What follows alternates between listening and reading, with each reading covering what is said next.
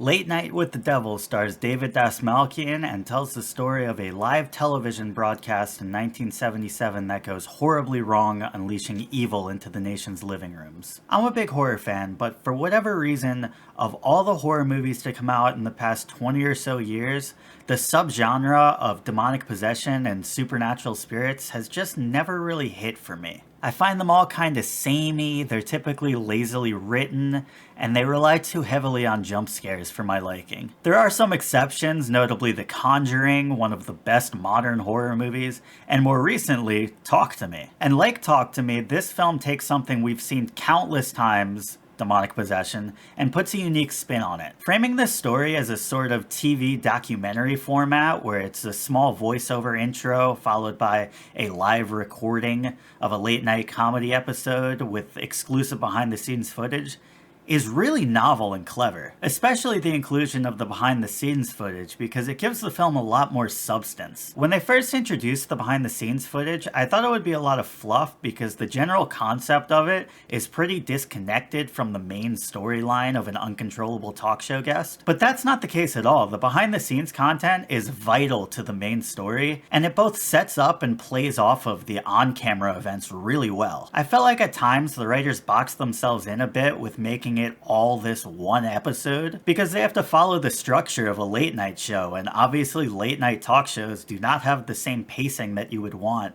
from a Hollywood movie. But I felt like the behind the scenes sequences helped to alleviate some of the pacing issues that I had with the early parts of this movie. Through the BTS, we gain access into the conflicts on set, the clashing personalities, the stakes of this particular episode, the reasons why the host is so desperate for this episode to go well. Speaking of the host, David Dastmalchian is excellent as Jack Delroy. I've been a fan of Dastmalchian for a while. I think he always manages to stand out no matter how small the role he's given, and I'm really glad he gets a chance to shine as the lead in this. Typically, he plays a lot of awkward, shady, unsettling characters like Joker's goon in The Dark Knight, or Peter from Dune, or William Borden in Oppenheimer. Also, I think Polka Dot Man is one of the best characters in any recent comic book movie. But here he plays almost the opposite. He's the character that becomes unsettled.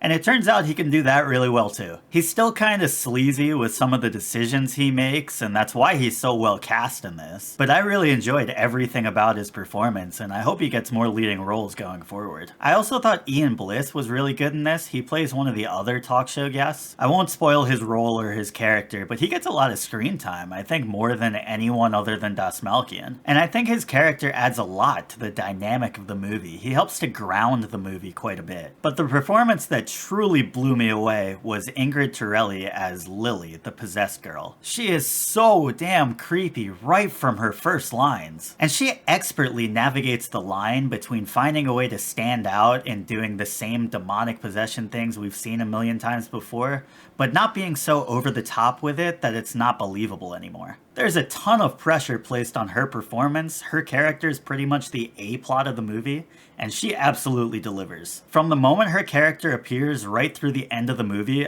I was locked in. Which, by the way, I love a good ending, especially in horror movies, and oh man, is this a good ending. Now I want to switch gears a bit and talk about something that to some people may be the elephant in the room of any discourse surrounding this movie, and to other people this may be the first time you're hearing about it. But this film uses AI generated images for some of the broadcast transition graphics, and that is just so disappointing. I understand that it's a smaller studio making this and they don't have the resources of a Universal or even an A24, but find a different corner to cut. It also could not have cost that much money to hire an actual artist to design these graphics. We're talking $500 to $1,000 at most. The graphics also don't even look very good, and I've seen a couple Twitter artists take a stab at designing their own, and they look way better. I saw this movie because movies are a collaborative effort, and I wanted to support all the hard work of the people who had nothing to do with this decision, but there's a not insignificant amount of people who will not go see this movie, and when it comes out on digital, these people will pirate it instead of signing up for Shudder. And I think there's a realistic chance chance that all the people boycotting this film